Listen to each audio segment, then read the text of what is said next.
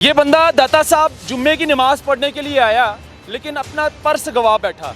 अब ये एप्लीकेशन हाथ में है। जूते का टोकन दे के जूता मैंने वसूल किया। अच्छा। और जैसे ही मैं चलने लगा हूँ मैंने अपनी पॉकेट का हाथ मारा तो उसमें पर्स नहीं था। पैसे तो 2-2.5 था, लेकिन मेरे पास जो उसके पेपर थे गाड़ी के, लाइसेंस वगैरह, आईडी कार्ड ओरिजिनल। कहती है कि ये चीज़ें तो मिलती नहीं है, कभी ना आज तक मिली हैं। हर बंदे से जिसने वेल ड्रेस होके आना है या शेव करके आना है वो समझ लें कि उनकी नज़र में आ गया, वो पैसे देगा तो उनका सलाम भी कबूल होगा। ये बंदा दाता साहब जुम्मे की नमाज़ पढ़ने के लिए आया लेकिन अपना पर्स गवा बैठा। अब ये एप्लीकेशन हाथ में है, अभी अभी ये थाने से होकर आया है। पर्स कैसे निकला? हर जुम्मे के बाद आते हैं नमाज़ पढ़ने, इधर ही आते हैं। जी अस्सलाम वालेकुम भाईजान। सबसे पहले तो मैं ये बताऊँ आपको, 2-3 महीने पहले मेरा एक मोबाइल निकला यहाँ से। ठीक है। उसकी मैंने रिपोर्ट दर्ज करवा दी। आज मैं जुम्मा पढ़ के आ रहा था, जूते मोबाइल मिला कि नहीं मिला? मोबाइल अभी तक नहीं मिला। अभी तक नहीं मिला। वो मिलना भी नहीं है खैर से। आज मैं जूते का टोकन दे के जूता मैंने वसूल किया। अच्छा। और जैसे ही मैं चलने लगा हूँ मैंने अपनी पॉकेट का हाथ मारा तो उसमें पर्स नहीं था।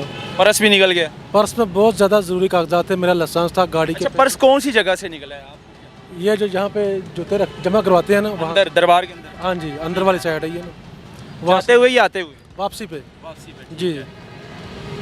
तो पर्स में कितने पैसे थे? पर्स में पैसे तो 2-2.5 था, लेकिन मेरे पास जो उसके पेपर थे गाड़ी के, लाइसेंस वगैरह, आईडी कार्ड ओरिजिनल, एटीएम का कार्ड और ज़रूरी कागजात, कुछ तस्वीरें थी फैमिली की। अच्छा। पर्स में जो भी संभाल के रखते हैं वो सारा लाइसेंस वगैरह सब, ATM card short? ATM card, गाड़ी के कार्ड जो उसका कागज़ का है। तो अभी थाने गए हैं तो पुलिस को क्या मतलब कि एसएचओ साहब को क्या? SHO नहीं, फ्रंट डेस्क पर उन्होंने मेरी लिखी है।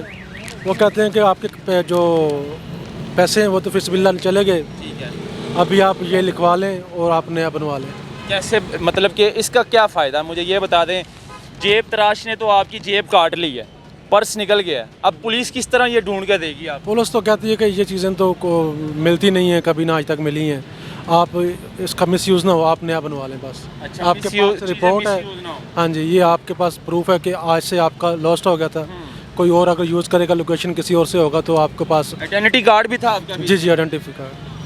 क्या होना चाहिए यहाँ पर, किस तरह का एसएचओ आना चाहिए जो कि ये जो जेब तराश है इसको काबू कर सके? जितने चोर हैं यहाँ पर, लोग आते हैं यहाँ पर नमाज़ पढ़ने के लिए, वो अपनी जेबें कटवा कर चले जाते हैं।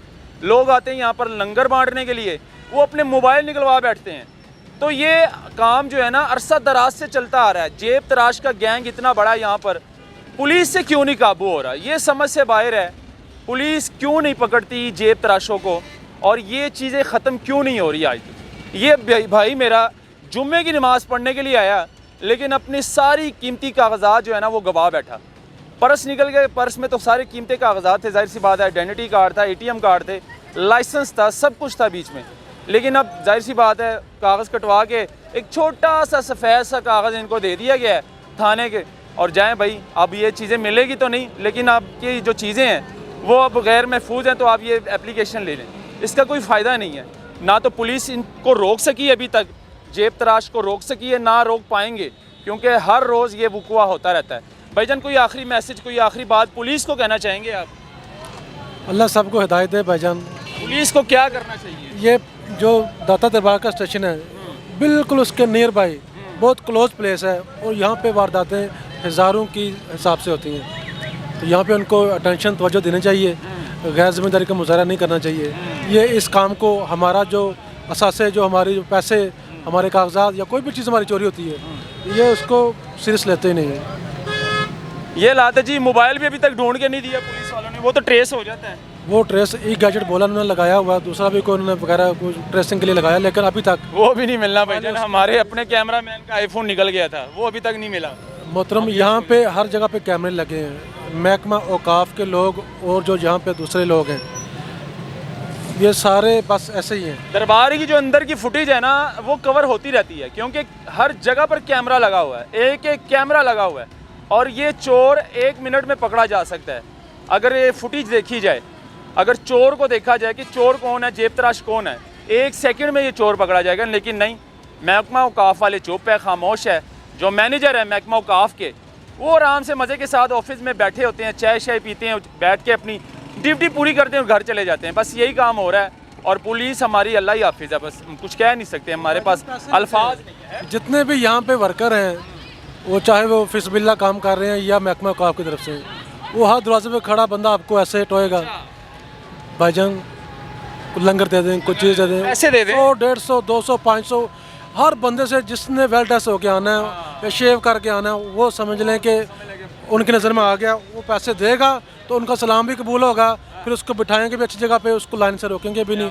अदरवाइज़ आम बंदे के लिए कोई सलाम, कोई तरीक़ाकार, कोई अल्लाह पाक इनको हिदायत दे। और ये मुलाजम है हमारी टैक्स से जो है ना इनको सैलरियाँ तनख्वाहें जाती हैं, कम से कम वही हलाल कर लो भाई।